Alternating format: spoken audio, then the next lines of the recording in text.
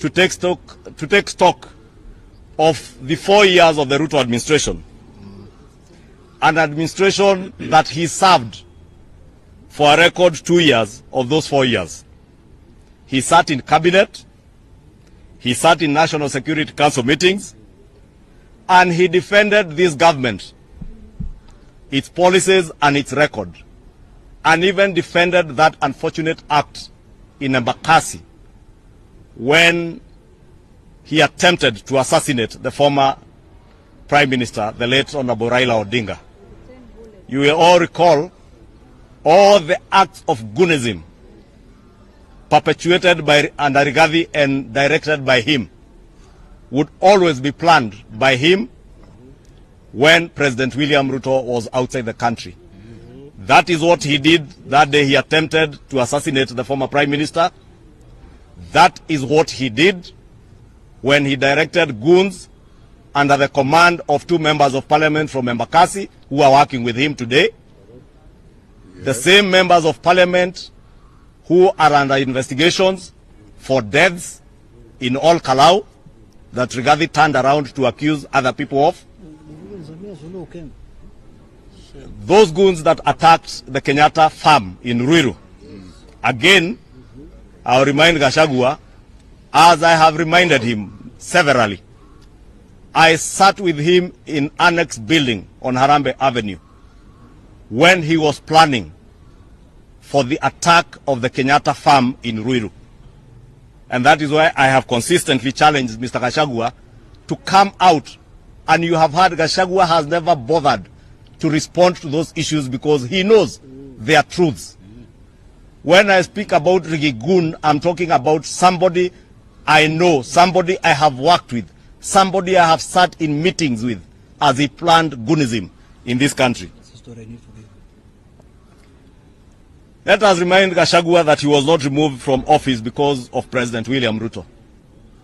He was impeached by the elected representatives of the Kenyan people in the National Assembly, tried by the Senate, and removed from office after the Senate upheld 5 grounds against him, including gross violations of the Constitution and undermining the President and the Cabinet. That is his record. So Rigathi cannot be the person lecturing us today, purporting to be giving a scorecard of what we have done. As we have said, Kenyans will judge this administration at the end of next year, this term, next year in August. And yesterday, we detailed to the Kenyan people the achievements that we have had in agricultural production. Just as I mentioned, the agricultural sector has very well recovered. Construction returned to growth of our economy. Investor confidence has strengthened in our country, and the country has undertaken some of the most consequential structural reforms since independence.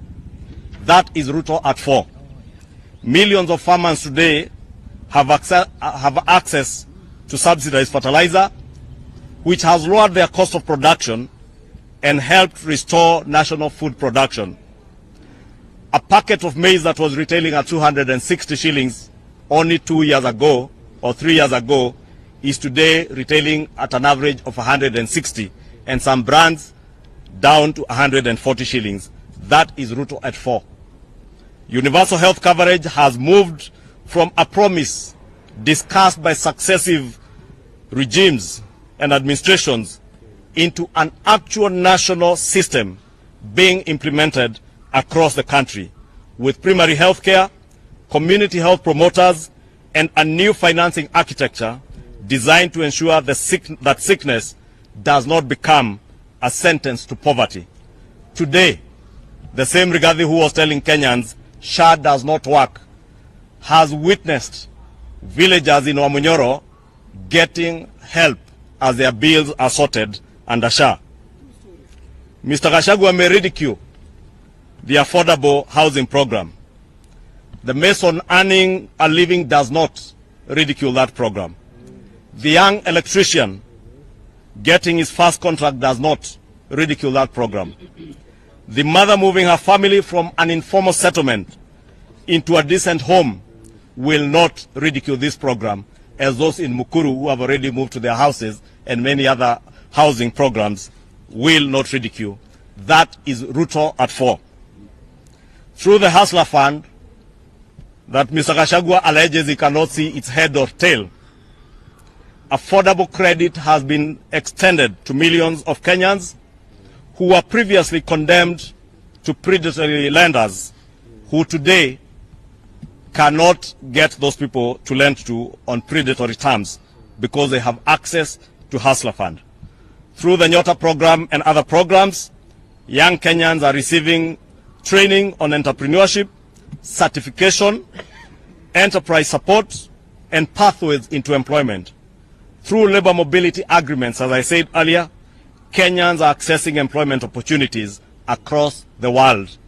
As Rigathi Gachagua ridicules families like that of Eric Mwangi from Nyeri, who he alleges to have died in Russia while he is still well and alive. But that record is Ruto at 4. We have changed the conversation on infrastructure financing so that every road, railway, dam, and transmission line does not automatically become another burden on the Kenyan taxpayer in terms of asking Kenyans for more tax money to be able to finance these huge capital-intensive infrastructural programs. Through the National Infrastructure Fund and other reforms, Kenya is building a new architecture for mobilizing private and long-term capital for national development. That is Ruto at 4. I have heard Rigathi Gachagua ask about the High Grand Falls Dam, but that's a dam that stalled in the Kibaki regime. The High Grand Falls that was conceptualized long before Rigathi even set foot in this house as a first-time member of parliament in the first term of the Uhuru Kenyatta regime, and those dams, now we can tell Gachagua, they will be done under the National Infrastructure Fund without burdening Kenyan taxpayers. Since Mr. Gachagua has invited the country to take stock, perhaps we should also ask, what did Gachagua do in the 2 years that he served this country as the deputy president? What transformative national program bears his name? What economic reform did he design? What national institution did he build? What lasting policy did he leave behind? What was his great idea for Kenya? Shares. And I dare ask, Shares. what is your great idea for Kenya today, Shares. Mr. Gachagua? Other than what you hear my colleagues say, the divisive politics of shareholding. For 2 years, he occupied the office of the deputy president. Yet today, his most memorable political legacy is not a program, a reform, or even an institution. It is the politics of shareholding. It is the politics of ethnicity. It is the politics of who voted for whom, and therefore who supposedly deserved what portion of the Republic of Kenya. Kenya rejected that philosophy.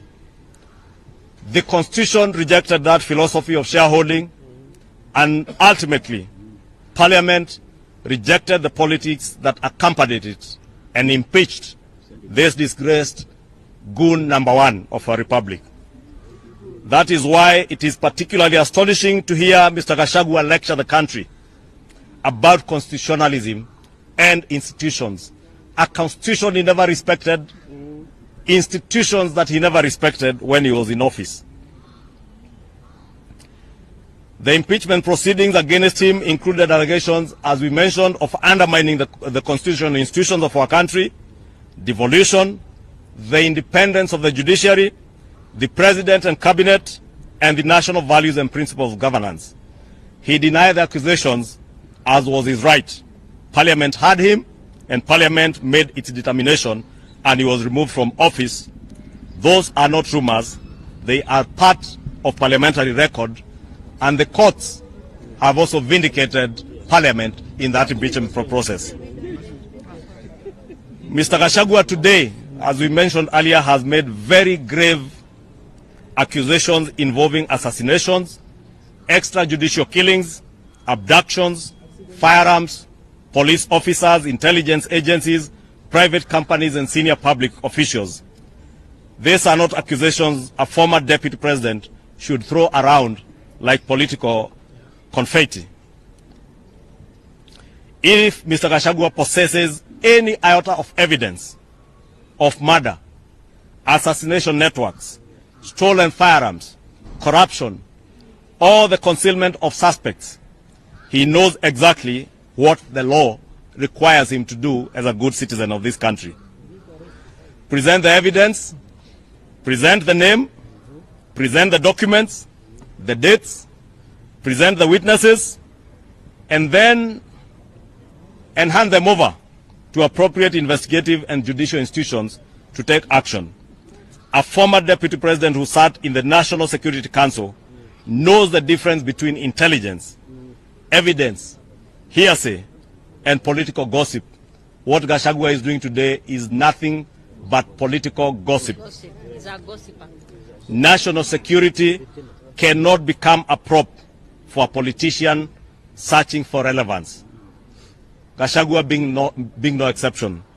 He should not use our national security as a prop to seek political relevance.